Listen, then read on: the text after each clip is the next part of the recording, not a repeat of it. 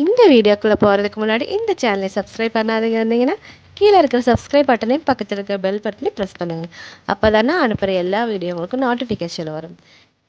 வீடியோக்குள்ளே போகிறதுக்கு முன்னாடி இந்த சேனலை சப்ஸ்கிரைப் பண்ணாதீங்க இருந்தீங்கன்னா கீழே இருக்கிற சப்ஸ்கிரைப் பட்டனையும் பக்கத்தில் இருக்கிற பெல் பட்டனையும் ப்ரெஸ் பண்ணுங்கள். அப்போ தானே அனுப்புகிற எல்லா வீடியோ உங்களுக்கு நோட்டிஃபிகேஷன் வரும். வாங்க வீடியோக்குள்ளே போகலாம். நான் 2 பிரெட் எடுத்திருக்கேன். இது வந்து நம்ம 4 பீஸாக கட் பண்ணி எடுத்துடலாம். இது எல்லா கிட்ஸுக்கும் நம்ம பிடிச்ச ரெசிபி தான். பேரண்ட்ஸுக்கும் ஈஸியாக செஞ்சு கொடுத்துடலாம். 2 நிமிஷத்தில் செய்யக்கூடிய ரெசிபி தான் இது.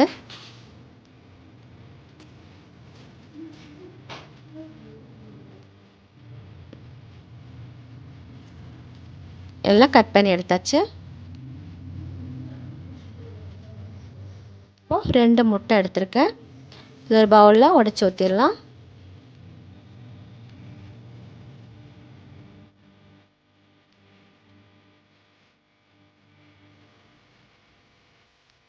ஒரு பிஞ்ச் அளவுக்கு நம்ம சால்ட்டு சேர்த்துக்கலாம். 1 ஸ்பூன் அளவுக்கு சுகர் சேர்த்துடலாம்.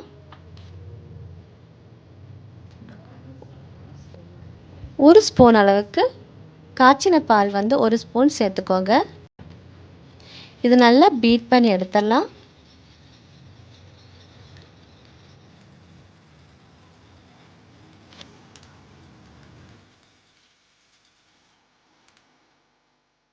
ப்ரெட்டை வந்து நான் கட் பண்ணி வச்சுருக்கேன்.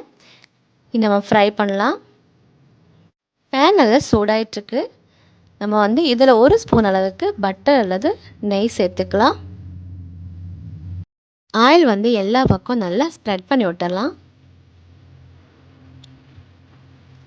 நம்ம கட் பண்ணி வச்சுருக்கிற ப்ரெட்டை எக்கில் வந்து நல்லா ப்ரெஸ் பண்ணி எடுத்துடலாம்.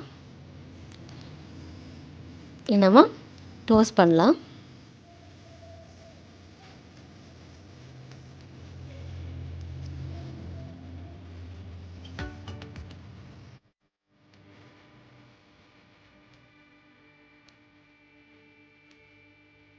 ஒரு பக்கம் நல்லா டோஸ்ட் ஆயிடுச்சு. நம்ம திருப்பி விட்டுக்கலாம். இந்த மாதிரி சின்ன சின்ன பீஸாக கட் பண்ணும்போது கிட்ஸுக்கு சாப்பிட்றதுக்கு ரொம்ப ஈஸியாக இருக்கும். நல்லா டோஸ்ட் ஆயிடுச்சு.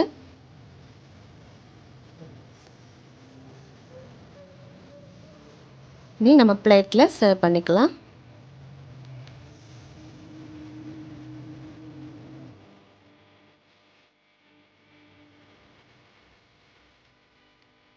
சூப்பராக வந்திருக்குது பாருங்கள். ப்ரெட்டு வந்து வீட்டில் பேலன்ஸ் இருந்துச்சுன்னா இதே மாதிரி நீங்கள் வந்து கிட்ஸுக்கு ரெடி பண்ணி கொடுங்க. அவங்க வந்து ரொம்பவே விரும்பி சாப்பிடுவாங்க. இந்த வீடியோ உங்களுக்கு பிடிச்சிருந்தா லைக் பண்ணுங்கள், ஷேர் பண்ணுங்கள்.